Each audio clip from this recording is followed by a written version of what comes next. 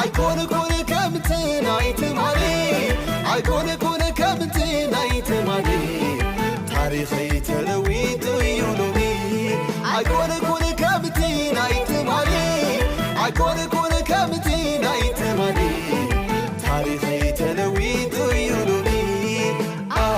ካብቲ ኩሉ ማሰርተይ ሓረወት ኢየሱሰይ ረኺቡኒ ተለዊጠ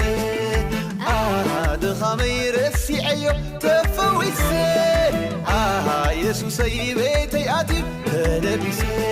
ናይ እንደገና ኣምላኽየ ዘምልኽ ናይ እንደገና ኣምላኽየ ዘምልኽ ናይ እንደገና ኣምላኽየ ዘምልኽ ናይ እንደገና ኣምላኽየ ዘምልኽ ናይ እንደገና ኣምላኽየ ዘምልኽ ናይ እንደገና ኣምላኽየ ዘምልኽ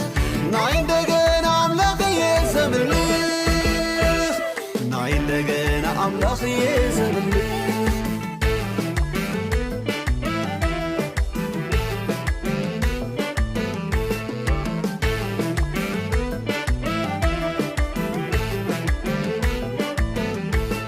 ተለዊጤ ብኢየሱሰይ ኣይትራዩኒ ብሕሉፈይ ኣልዒሉኒዩ ብሩኽ ጐይታይ ብኣእዳው ካብ ውድቀተይ ሓድሽ ፍጥረታ ገይሩኒ ጐይታ ሰጊረዮ ምድረ በዳ ናበኸኹ ኣብቲ ኸውታ ኢየሱስ መጢዩ ሂቡኒ ተስፋ ሂቡኒ ተስፋ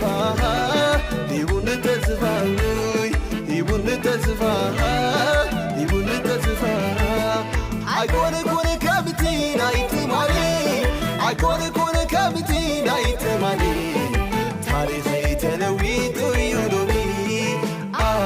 ካብቲ ኩሉ ማሰርተይ ሓረወት ኢየሱሰይ ረኺቡኒ ተለዊጠ ድኻመይ ረሲዐዮ ተፈዊሰ ኢየሱሰይ ቤተይ ኣትዩ ተለቢሰ ናይ እንደገና ኣምላኽየ ዘምልኽ ናይ እንደገና ኣምላኽየ ዘምልኽ ናይ እንደገና ኣምላኽየ ዘምልኽ ናይ እንደገና ኣምላኽየ ዘምልኽ ናይ እንደገና ኣምላኽየ ዘምልኽ ናይ እንደገና ኣምላኽየ